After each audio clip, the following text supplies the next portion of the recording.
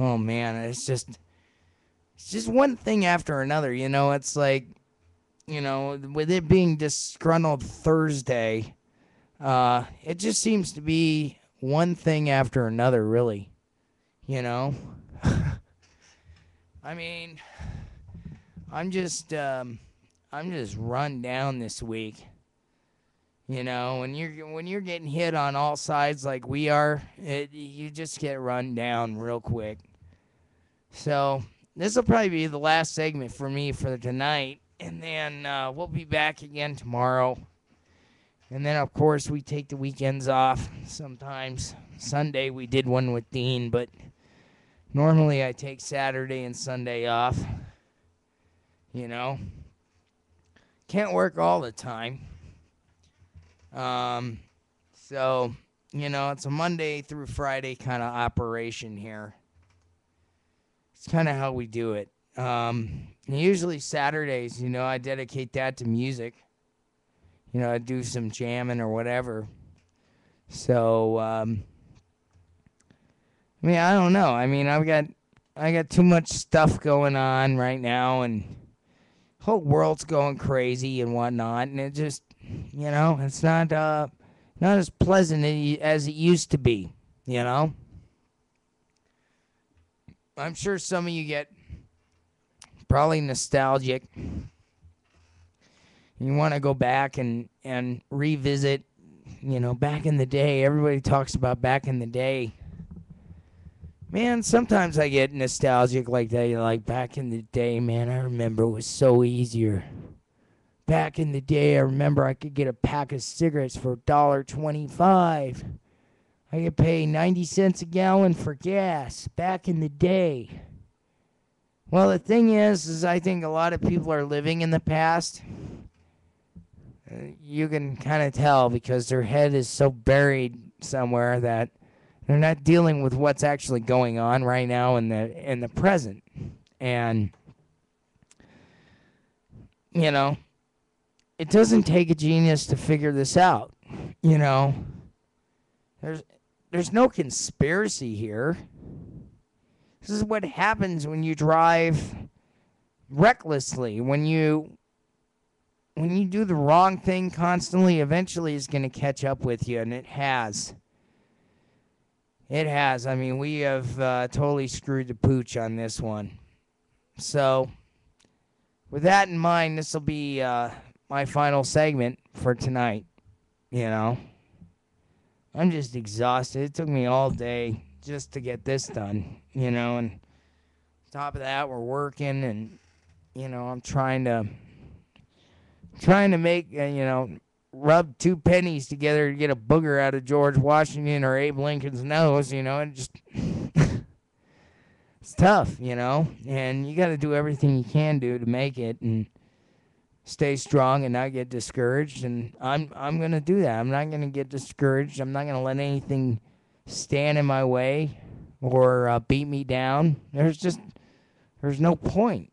Why let yourself get troubled over stuff that's not even in your control? Now, granted, we could take this country back. It's going to be easier than you think it is. One, it requires faith. Okay, without faith, we can't do it. Two, it requires kicking out the vermin. Okay? It means standing up to them, nose to nose, eye to eye, and saying, no, we're not playing this game. Like I said, the Constitution allows them to be stupid idiots and vermin. It allows that. That is their choice. That is their freedom to be douchebags. You want to be a douchebag, that's your freedom to do so. But when you start imposing your doucheness on others and trying to make them you, and you're imposing on others, that's when it becomes tyranny, and we have the right to stomp your ass out. And I think that's what needs to happen. Michael Savage has said this, and I agree with him. We do need a massive awakening, a right-wing Christian conservative awakening in this country. Not a Tea Party, but we need somebody that'll actually face down these vermin and say, no, pack your shit and get out.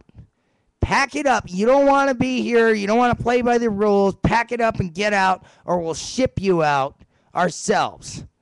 And if they want to have a civil war over it, you've seen what that has led to. If you know history, American history, it's called the American Revolution.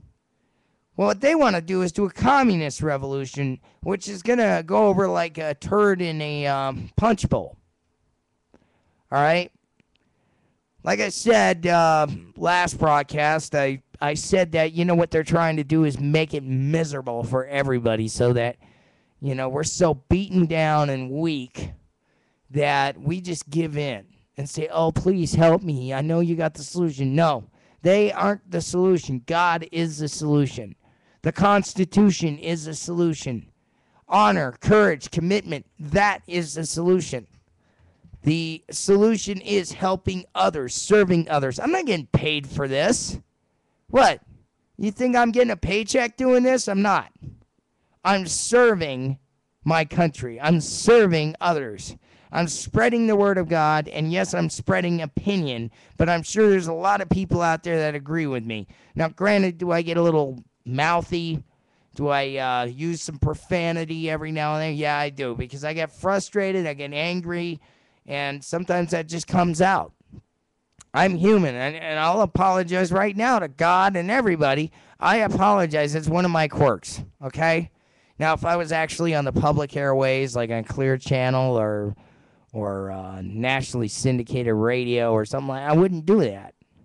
I try to keep it as clean as I could, but, these vermin piss me off so much. You know what I'd actually would love to do? Be one of my ultimate dreams, or I don't know what you would call it, but I'd love to just sit down with Michael Savage someday. I don't know if he's ever going to come out here, though. I doubt it. He'll probably never come out to Colorado, but if I'm ever out in California, which I don't know if I have a chance to go out there again, but I'd love to sit down with Michael Savage in a bar somewhere in town and just rip the crap out of these vermin and have fun doing it. Now, granted, he might think I'm a little crazy and he might get pissed off at me for stealing some of his taglines. But the thing is I agree with him and we're on the same team. All right?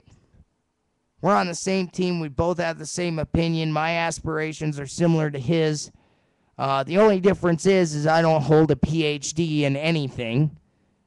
I'm pretty much self-educated. I mean, I did go to film school, but, I really wouldn't call that it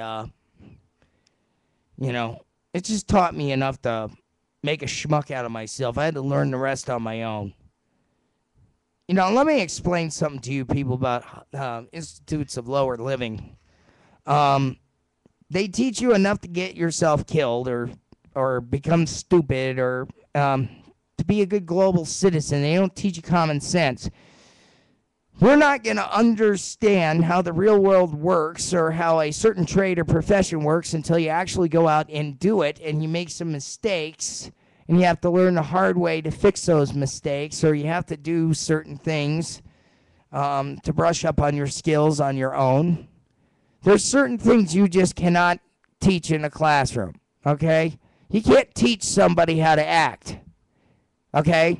They have to have a natural talent to be able to act or to be able to direct or write. That's a natural thing. That's a God thing. That's a gift that God gives you of expression. It's not something you can learn in a classroom. You can take all the acting theory classes and music theory classes you want, but all it's going to do is just teach you enough to, get by. You either have it or you don't, folks. That's all. You either have it or you don't. Some people have it, some people don't. Some people are always going to be doing, trade work. Some people are always going to be sweeping floors. Some people are always going to be bank tellers. Why? Because that's what they're good at. They have a talent for it, or that's the only thing they can do because they never desired to reach out and grab what they wanted. I'm reaching out. I'm trying to grab what I want. But with God's will, I will get it. But, if it's not his will right now, it's not his will right now. I'm still going to do what I got to do, though. What everybody doesn't seem to understand is that going to college, it's all great. But I don't know why it's a requirement to be a senator.